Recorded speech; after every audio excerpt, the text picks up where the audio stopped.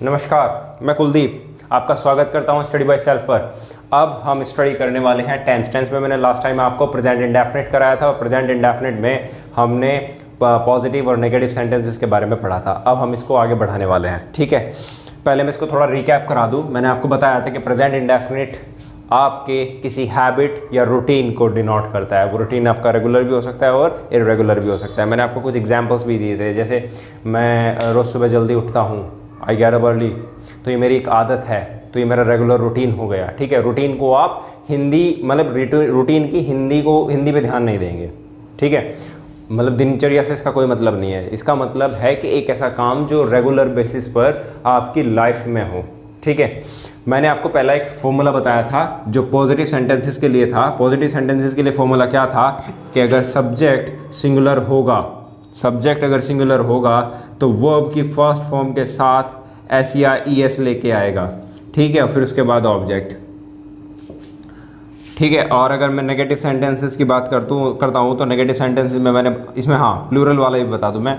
अगर ये plural subject आ जाए हमारा, ठीक है, प्लूरल सब्जेक्ट आए तो वर्ब की फर्स्ट फॉर्म के साथ कुछ नहीं आएगा, सिर्फ वर्ब की फर्स्ट फॉर्म रहेगी और ये ऑब्जेक्ट रहेगा, ठीक है। अगर मैं नेगेटिव सेंटेंसेस की बात करता हूँ तो नेगेटिव सेंटेंसेस में क्या होगा कि सब्जेक्ट अगर सिंगुलर होगा तो साथ में लेके आएगा डज नॉट, ठीक है, और वर्ब की फर्स्ट फॉर्म आएगी, वर्ब की फर्स्ट फॉर्म और ऑब्जेक्ट आएगा, ठीक है। और अगर सब्जेक्ट हमारा प्लूरल होगा, सब्जेक्ट अगर हमारा प्लूरल होगा तो प्लूरल सब्जेक्ट तो उसके साथ आएगा डू नॉट, वर्ब की फर्स्ट फॉर्म और ऑब्जेक्ट आएगा, ठीक है। मेरे ख्याल से मैंने कल यहाँ तक आपको करा दिया था। कुछ एक दो सेंटेंस भी मैंने कराए थे, ठीक है। अभी हम क्या है कि इंटरोगेटिव सेंटेंसेस की बात करेंगे। इंटरोगेटिव सेंटेंसेस किसको कहते हैं? इंटरोगेटिव सेंटेंसेस उनको कहेंगे कि जिनमें हमसे क्वेश्चन पूछा जाता है, और अगर पहचान की बात बताऊं तो इनके शुरू में हेल्पिंग वर्ब आएगी। हेल्पिंग वर्ब नहीं है तो क्वेश्चन वर्ड आएगा, ठीक है। अच्छा, कुछ बच्चे कहते हैं कि भाई आप इंग्लिश के नोट हिंदी में प्रोवाइड कराएं। एक बात बताइए, जब आप एग्ज़ाम देने के लिए जाएंगे क्या आपको इंग्लिश वहाँ पर हिंदी में मिलेगी? नहीं, है ना। तो और मैं आज आपको थोड़ा सा एक्सपेरिमेंट भी करके दिखाऊंगा कि आप अगर हिंदी से इंग्लिश में ट्रांसलेट करके और उसको रूल्स को फॉलो करके, रूल्स तो लगेंगे लेकिन एक ट्रेडिशनल वे जो हम सीखते आ रहे थे हिंदी माध्यम वाले बच्चे, तो देखना कितना समय लगेगा। और अगर आप डायरेक्ट इंग्लिश से ही इसको सॉल्व करेंगे तो कितना कम टाइम लगेगा। स्ट्रैटेजी क्या होनी चाहिए? आपकी स्ट्रैटेजी ये होनी चाहिए कि आप एक क्वेश्चन को 20 सेकेंड में ख़त्म कर दें, ठीक है। बच्चे पता नहीं कितने होते हैं जो पूरे एग्जाम को सॉल्व कर सकते हैं, लेकिन सेलेक्ट कौन होगा? जिसकी स्ट्रैटेजी होगी फास्ट सॉल्विंग, ठीक है। अगर तेजी से सॉल्व करोगे तो आपका सिलेक्शन पक्का है, ठीक है। एक क्वेश्चन को मैक्सिमम 20 सेकंड में सॉल्व करने की कोशिश करो, ठीक है। अब टेक्निक्स में बताता चलूंगा और अप्लाई आप करते चले, प्रैक्टिस आप करते चले, ठीक है। अब इंटरोगेटिव की बात करेंगे।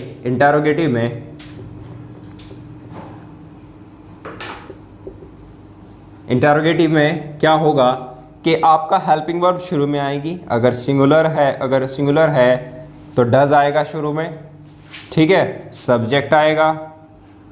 और अगर उस इंटरोगेटिव सेंटेंस के अंदर नॉट आ रहा है, नेगेटिव बन रहा है, तो नॉट सब्जेक्ट के बाद लगेगा, फिर वर्ब की फर्स्ट फॉर्म आएगी और फिर आपका ऑब्जेक्ट बनेगा और क्वेश्चन मार्क, ठीक है।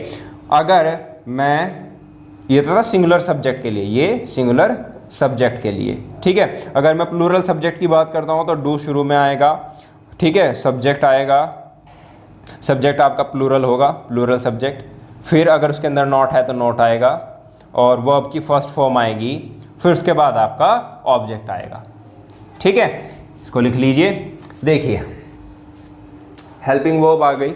मैंने आपको वर्ब की फॉर्म्स कराई थी अभी, हेल्पिंग वर्ब की फॉर्म्स के उसका रोल क्या होता है हेल्पिंग वर्ब का, उसमें मैंने आपको डू डज वाला पोर्शन भी लिखवाया था एक, ठीक है। तो ये प्रेजेंट टेंस को शो करते हैं। जहाँ पे डू आ जाए या डज आ जाए तो समझ जाना कि ये प्रेजेंट टेंस को शो कर रहा है। अब यहाँ पर आपका हेल्पिंग वर्ब शुरू में आ गया, यहाँ पे हेल्पिंग वर्ब शुरू में आ गया तो ये क्वेश्चन वर्ड है, सॉरी क्वेश्चन सेंटेंस है, क्वेश्चन पूछ रहा है।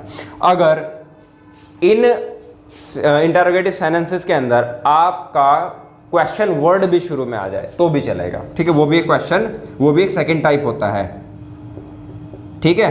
या इसको लिख लीजिए WH फैमिली के वर्ड, WH फैमिली, यहाँ पे भी WH फैमिली वाले वर्ड, ठीक है। अब अगर मैं हिंदी में बताऊँ आपको कि पहला रूल क्या होता है कि जिन वाक्यों के शुरू में क्या आ जाए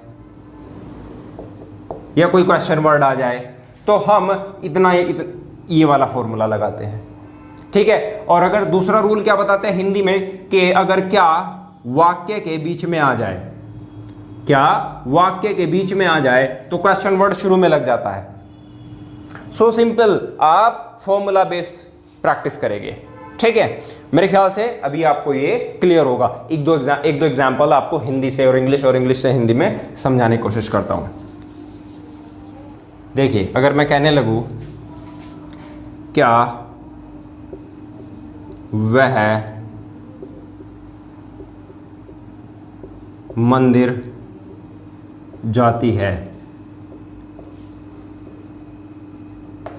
क्या वह मंदिर जाती है, तो क्या शुरू में आ गया, क्या शुरू में आया, तो हम हेल्पिंग वर्ब जो शुरू में फॉर्मूला है वो वाला लगाएंगे। अब इसमें एक बार सब्जेक्ट को चेक करें, सब्जेक्ट हमारा सिंगुलर है तो सिंगुलर वाला फॉर्मूला लगाएंगे, सिंगुलर सब्जेक्ट वाला। तो अब सिंगुलर सब्जेक्ट वाला फॉर्मूला क्या आता है कि शुरू में डज आएगा, ठीक है, फिर उसके बाद सब्जेक्ट आएगा, सब्जेक्ट हमारा ये है तो सब्जेक्ट में क्या लिखेंगे हम, शी, ठीक है। फिर उसके बाद हम अगर उसके अंदर नोट है तो नोट लगाएंगे, नोट नहीं है तो छोड़ दो। उसके बाद वर्ब लगेगी, वर्ब की फर्स्ट फॉर्म जाती है, गो, ठीक है, टू मंदिर, टू टेम्पल, सॉरी,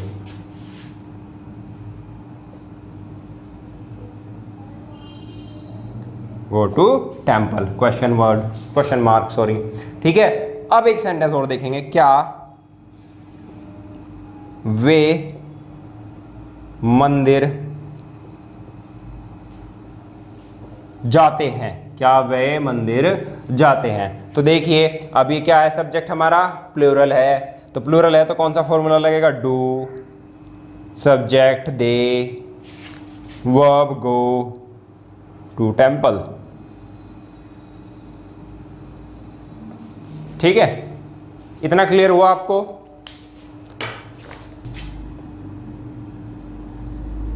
वह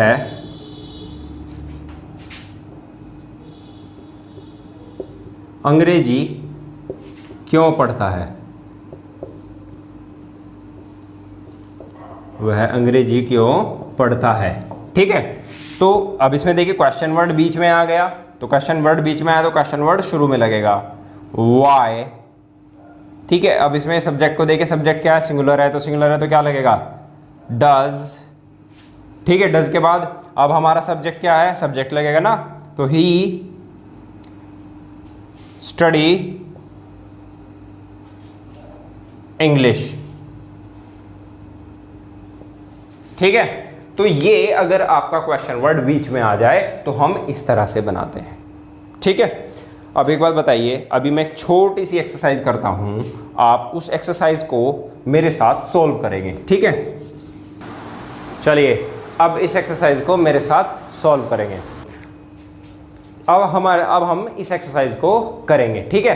अब एक बात बताइए, यहां पर आई एट अ बैंक, ठीक है। अब आपको एक हिंट दिया हुआ है इसके अंदर के वर्क है। अब एक बात यहां समझने की कोशिश करेंगे, ये हिंदी माध्यम वाले बच्चों के लिए है कि सपोज आपके सामने वहां पर एक क्वेश्चन आ गया एग्जाम्स के अंदर कि I dash at a bank, ठीक है। हिंदी में तो आने से रहा क्वेश्चन वहां पर। अब आप क्या करोगे, सबसे पहले बैठ के वहां पर ये अंदाजा लगाओगे कि इसकी हिंदी क्या बन सकती है। चलो, मैं बैंक में, ठीक है। तुमने क्या किया, अभी जो तुम्हारे पास है उन शब्दों को लिख लिया। अब क्या बन सकता है कि मैं बैंक में काम कर रहा हूं या करता हूं, कुछ इस तरीके का बनेगा। चलो, तो आपने अंदाजा लगा लिया कि मैं बैंक में काम करता हूं। अब फॉर्मूला के अकॉर्डिंग आप सब्जेक्ट आई, करता हूं वर्क, फिर उसके बाद जो बचा at a bank, average time कितना लेगा, अगर आप ज़्यादा आपकी अच्छी ग्रामर है तो लगभग 30 से 40 सेकंड या 50 सेकंड पी जाएगा आराम से बनाने में। अब अगर आप इसको डायरेक्ट करने की कोशिश करें, क्योंकि इंग्लिश को इंग्लिश में ही समझना पड़ेगा, ठीक है। अब एक बात बताइए कि आई, आपको हिंट दिया हुआ है, वर्क है। मैंने आपको फॉर्मूला में बताया था कि सब्जेक्ट अगर हमारा प्लूरल हो तो वर्ब की फर्स्ट फॉर्म के साथ एस नहीं लगेगा, और आई को हम प्लूरल कंसिडर करते हैं, तो हमारा आंसर क्या होगा, I work at bank. Direct पता चल गया, 10 सेकंड का भी क्वेश्चन नहीं था, ठीक है। अब देखिए यहाँ पे देखिए, शी विद हर पेरेंट्स। अब इसके हिंदी मीनिंग बनाएंगे कि मैं, या फिर सॉरी वह अपने माता पिता के साथ, अपने माता पिता के साथ रहती तो होगी। अब चलो हिंदी बना लिया, फिर उसको ट्रांसलेट करोगे, ओ तो लिव्स के साथ एस जुड़ेगा, लिव के साथ एस जुड़ेगा, तब वहां से आप निकाल के लाएंगे, कितना समय लगेगा। अब देखिए सिंगुलर सब्जेक्ट है, हिंट दिया हुआ है, lives, she lives with her parents. समझ में आया? आई होप समझ में आ रहा होगा। ही दिया हुआ है, याद रखना सैलरी के साथ हैंडसम लगता है, सैलरी कोई फीमेल नहीं है, ठीक है, हैंडसम सैलरी, ठीक है। ही अर्न्स, क्योंकि सिंगुलर सब्जेक्ट है, सिंगुलर सब्जेक्ट के साथ वर्ब की फर्स्ट फॉर्म में एस लगता है, तो EARNS, अर्न्स। अब यहां पर देखेंगे, जैनिथ एक सिंगुलर हो गया, नाम है, साथ में want to be a singer, एक सिंगर बनना चाहती है, ठीक है, तो wants to be a singer, ठीक है। Emily makes delicious cookies. अच्छा आपको एक खास बात बताऊं, ये जो कुकीज है, कुकीज और बिस्किट, दो वर्ड सुने होंगे आपने, BISCUIT, बिस्किट्स, ठीक है। तो बिस्किट्स और आपके कुकीज़ दोनों का मीनिंग एक ही होता है। ये ये अमेरिकन लैंग्वेज में यूज़ करते हैं, अमेरिकन एक्सेंट में, और इसको यूज़ करते हैं ब्रिटिश एक्सेंट में, ठीक है। तो ये बिस्किट, आप जिसको बिस्कुट बोलते हैं, that's from British accent and this is from American accent, ठीक है। अब हम प्रेजेंट इंडेफिनिट के कुछ आगे के रूल्स हैं, उनके बारे में डिस्कस करेंगे। थोड़े से जो मैंने भी रूल्स बताए हैं उनसे भी रिलेटेड है ये, ठीक है। रूल 1 की बात करते हैं। रूल 1 में ये कहता है कि अगर इस तरह का कोई भी वर्ड आपके किसी सेंटेंस में आ जाए, जो मतलब जैसे कि ऑलवेज हो गया, ऑफन हो गया, समटाइम्स हो गया, generally, usually, occasionally, rarely, seldom, never, hardly, scarcely, habitually, daily, everyday, every night, once a year, once a day, once a month, twice a day, twice a week, twice a month, means ये सब आपके routine को denote करता है, ठीक है। ये word जहां दिख जाए आंख मीच के समझ जाना कि यहाँ पर प्रेजेंट इंडेफिनिट है, ठीक है। एक एग्जांपल से समझने की कोशिश करेंगे। जैसे मैंने कहा ही जनरली कम्स हियर, तो मतलब वो उसकी आदत है, हैबिट है, तो उसकी हैबिट है, तो वो हम यहाँ पे क्या यूज़ करेंगे, प्रेजेंट इंडेफिनिट, और जनरली से हम डायरेक्ट समझ सकते हैं कि इसका एक रूटीन है, ठीक है। तो रूल 1 कहता है कि अगर ये वर्ड आ जाए तो वो उसको रूटीन को डिनोट करेगा, और वहाँ पर हम जहाँ पे रूटीन आ जाए वहाँ पर प्रेजेंट इंडेफिनिट लगा देंगे, ठीक है। सेकेंड रूल के बारे में डिस्कस करेंगे यहाँ पर। सेकेंड रूल में क्या होगा कि जहां पर भी आपका यूनिवर्सल ट्रूथ आ जाए, कोई प्रिंसिपल आ जाए, ठीक है, या कोई परमानेंट एक्टिविटी आ जाए, वो भी आपके रूटीन में काउंट होता है, ठीक है। और उसको भी हम देखिए, बहुत से लोग इसको अलग एक रूल बना देते हैं, पर एक बार बताइए, सूरज का उगना तो एक रूटीन ही है, ठीक है, सूरज का छिपना भी एक रूटीन है, ठीक है। 2 और 2 4 ही बनते हैं, तो ये, हाँ, इसको हम कह सकते हैं भाई एक यूनिवर्सल फैक्ट है, एक यूनिवर्सल ट्रूथ है। लेकिन जैसे मान ले जाए तो हम, मतलब आपको समझ आ गया होगा कि रूटीन मैं किसको कह रहा हूं, ठीक है। अगर मेरा यूनिवर्सल ट्रूथ आता है, प्रिंसिपल आता है, परमानेंट एक्टिविटी आती है, तो वो भी प्रेजेंट इंडेफिनिट में जाएगा। The sun rises in the east, 2 and 2 makes 4। अगर सपोज एक बात समझने की कोशिश कीजिएगा, मैं कहने लगूं कि सूरज उग रहा है, ठीक है, तो सूरज उगना एक रोज रूटीन है, वैसे तो मैं इसको अब कंटिन्यूस में बना दूंगा, ट्रांसलेट तो कर दूंगा, लेकिन सही यही होगा कि मैं ये यूज करूँ the sun rises in the east, क्योंकि वो एक डेली रूटीन है। ठीक है, ट्रांसलेशन में तो कर ही दूंगा कि भाई sun is rising in the east. ठीक है, अब आपको मेरे ख्याल से द सेकंड रूल समझ आ गया होगा। ठीक है, अब देखिए रूल थर्ड की हम बात करते हैं। रूल थर्ड में कहता है कि जहां पर आपके पोजेशन को शो करे, मतलब आपको एक अधिकार जताने वाला कुछ सेंस दे, अधिकार जताने वाला। ठीक है, अधिकार जताने वाला, अधिकार जताने वाला अगर सेंस देता है तो वहां पर हम प्रेजेंट इंडेफिनिट यूज करेंगे। जैसे मैं कहने लगूं कि I have a car, I have a car, मेरे पास एक कार है, तो मेरा वो पोजेशन को शो कर रहा है। ठीक है, मैं कहने लगूं कि this pen belongs to me, this pen belongs to me. ठीक है, तो यहां पर आपके पोजेशन को शो कर रहा है, तो ये प्रेजेंट इंडेफिनिट में बनेगा। आपने देखा होगा कि आई के साथ हैव आया, हैव यहाँ पे आपका कोई हेल्पिंग वर्ब नहीं है, यहाँ पर ये कोई चीज़ रखने से मतलब है कि आपके पास कोई चीज़ है, तो ये आई हैव अ कार। अब हम हैव को दो तीन तरीके से यूज कर सकते हैं, रखने के लिए भी होता है और हेल्पिंग वर्ब के लिए भी यूज होता है। This pen belongs to me, ठीक है, ये पेन मेरा है।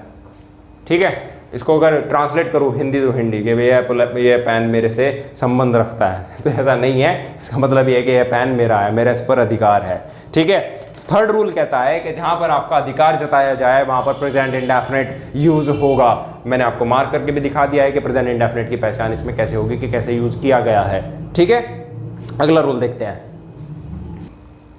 रूल 4 में देखेंगे कि जो वर्ड्स आपके मेंटल एक्टिविटी को एक्सप्रेस करते हैं, ठीक है, जो वर्ड्स आपकी मेंटल एक्टिविटी को एक्सप्रेस करते हैं उनको हम प्रेजेंट इंडेफिनिट में यूज करते हैं। देखिए, जैसे आपने देखा होगा कि नोटिस, ये recognise, see, hear, smell, appear, look, seem, want. अभी एक एग्जांपल भी दिया था मैंने कि शी वांट्स टू लर्न या she wants to make something, मतलब कुछ था ऐसा कि एग्जांपल। अगर मैं कह लूँ कि she wants to learn guitar, ठीक है, वो गिटार सीखना चाहती है, तो मेंटल स्टेट आपकी मानसिक स्थिति को डिनोट करता है ये।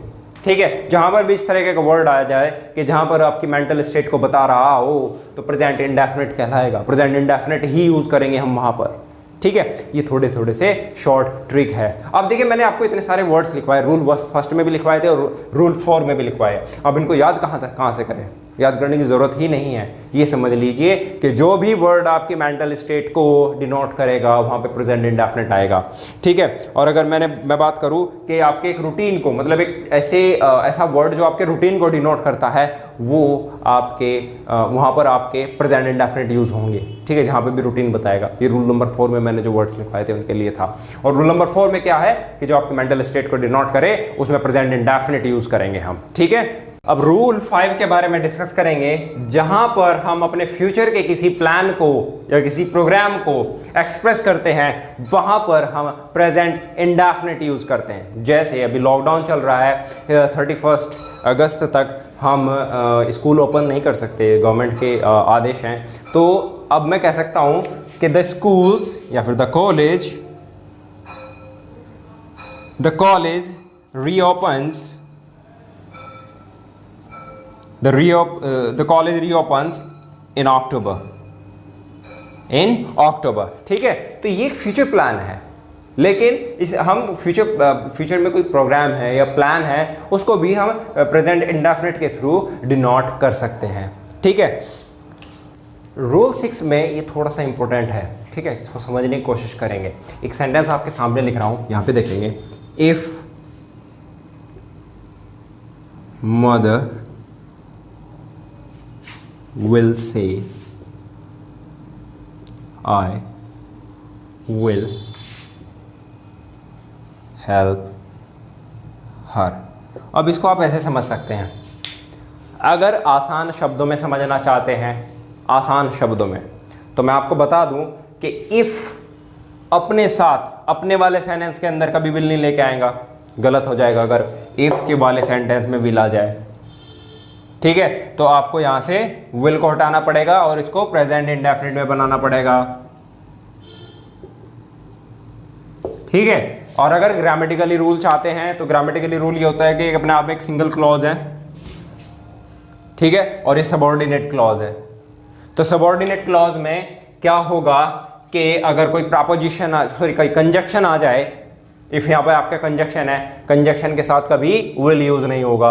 अगर ये क्रिटिकल लगता है तो पहले वाला रट्टा मार लो कि अगर इफ आ जाए तो इफ के साथ विल कभी यूज नहीं होगा, और विल को हटा के हम उसको प्रेजेंट इंडेफिनिट में बना देंगे और हमारा सेंटेंस सही हो जाएगा। तो हम लिखेंगे if mother says I will help her, ठीक है।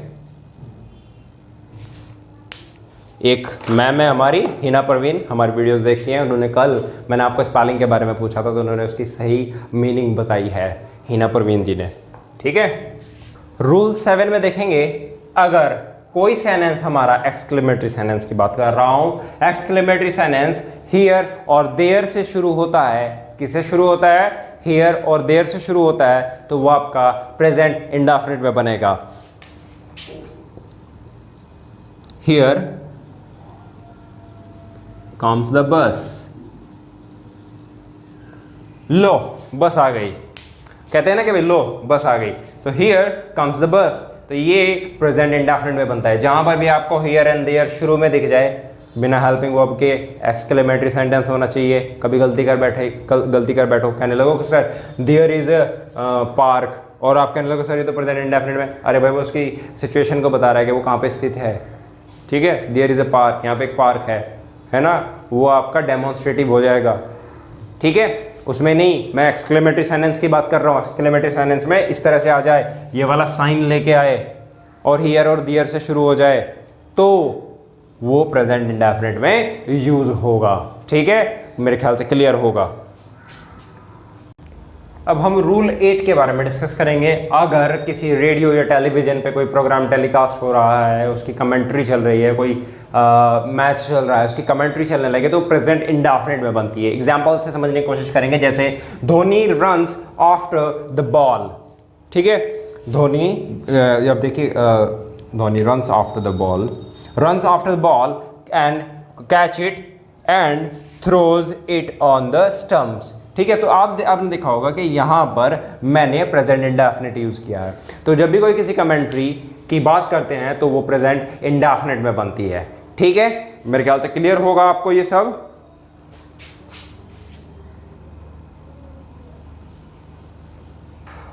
रूल 9 की बात करेंगे, अगर किसी ऑथर के स्टेटमेंट को बताया जाए, अगर कोई ऑथर का स्टेटमेंट हम बताते हैं तो उसको हम प्रेजेंट इंडेफिनिट में डालते हैं। जैसे Shakespeare says the course of true love never runs smooth. कुछ लोगों के लिए तो समझना बहुत आसान है, ठीक है, समझ गए होंगे मेरी बात को, ठीक है। रूल 10 की बात करेंगे, to make alive and fresh the past event. किसी पास्ट इवेंट को दोबारा से उसको बताना, उसके लिए भी हम प्रेजेंट इंडेफिनिट का यूज करते हैं। अब यहाँ पे कंफ्यूज मत होना, देखना मैंने कैसे बताया, एग्जाम्पल में समझने की कोशिश करेंगे।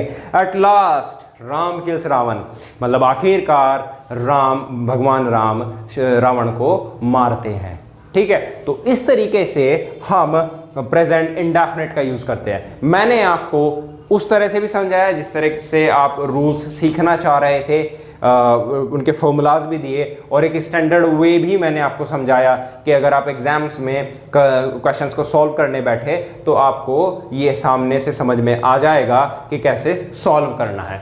इस तरीके के रूल्स अप्लाई करने हैं। प्रेजेंट इंडेफिनिट की एरर्स आपको ऐसे स्पॉट करनी है और उसको सॉल्व करना है, ठीक है। अब एग्जाम्पल से समझने की कोशिश करते हैं, ठीक है। मुझे उम्मीद है कि आपको रूल्स क्लियर होंगे और आप सही आंसर करेंगे। अब देखिए, पहला है Aarti and her husband live आएगा कि लिव्स आएगा इन सिंगापुर, बताइए। देखिए, Aarti and her husband, Aarti and her husband मतलब ये प्लूरल फॉर्म हो गई, क्योंकि एक कंजक्शन आ गया है, दो लोगों को साथ जोड़ रहा है, तो लिव आएगा, ठीक है। यहाँ पर रोहन एंड सानिया लाइक आएगा, ठीक है। सोफिया स्पीक या स्पीक्स इंग्लिश वेरी वेल, क्या आएगा यहाँ पर, ये सिंगुलर है तो स्पीक्स आएगा, मैंने आपको रूल में बताया था, ठीक है। Martin goes for a walk in the morning, बताइए क्या आएगा, ये सिंगुलर है तो ये आएगा।